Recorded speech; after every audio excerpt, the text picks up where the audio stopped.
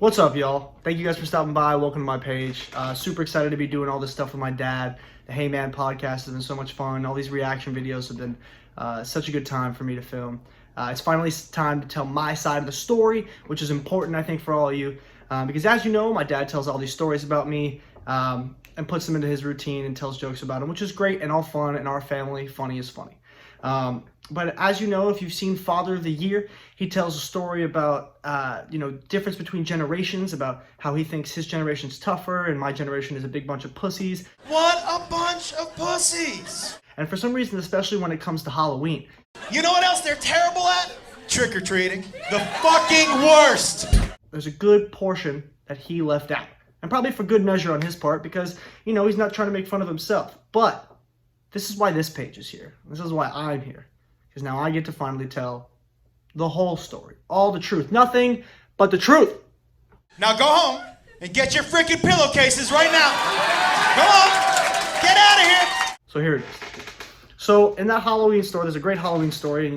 I used to go trick-or-treating in the same neighborhood every year. And we always had the good spots for the big candy bars. And we always would just rack up. I probably went through 3 pillowcases each Halloween from ages 7 to 12. Probably it was a good one for me. But so anyways, we had our whole night mapped out, and we got everything we know we're doing. Same neighborhood every year, which means the same big candy bars every year. But a quick digression, we'd always go in groups so that when we knew the big candy bar house, I'd go with two or three friends, and after we leave that house, we'd go around the corner, we'd switch outfits, and then we'd go back to the same house because we wanted that same big candy bar. So we ended up getting 4 or 5 candy bars, big size, full size candy bars, out of one house every year, and it always worked. We stop at this one house, and at this one house, there's a bowl outside being held by a skeleton, a mannequin, and there's a big bowl of candy, and on the sign it says, "Please take one." And so for me and my friends, my dad told me to follow the rules. So I went and took one and came back. And I came back to my dad, and my dad looks at me and he goes, what are you doing? The next house we go to. House is dark. There's a porch light on, and there's a bowl in the front porch. And in the bowl, there's a note that says, "Please take one." Now look, when I was growing up, that meant one whole bowl.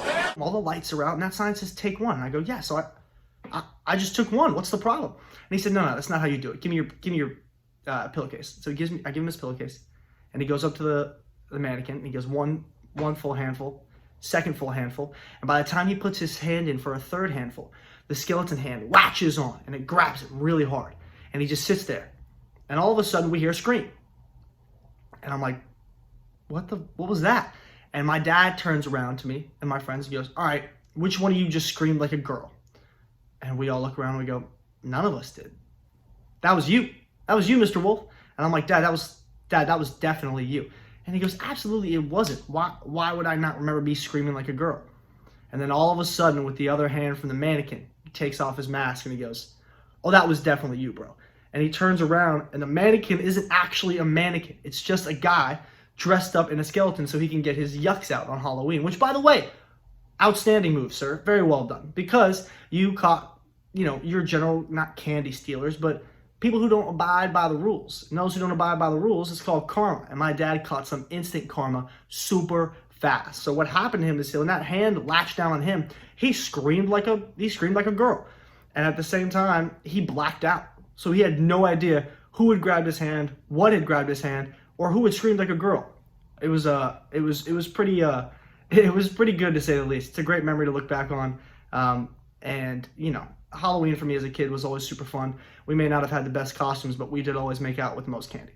When we get home and you're counting candy, you want to have the most candy. And my son was like, "Dad, it's not a competition." And I said, "The fuck it isn't."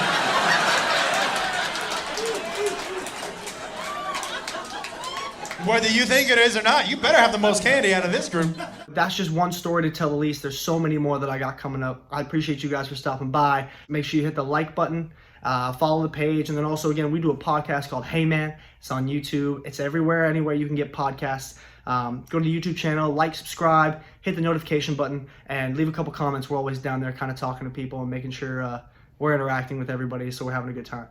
Thank you guys again for stopping by. We'll see you next time for the next embarrassing story about Josh Wolf.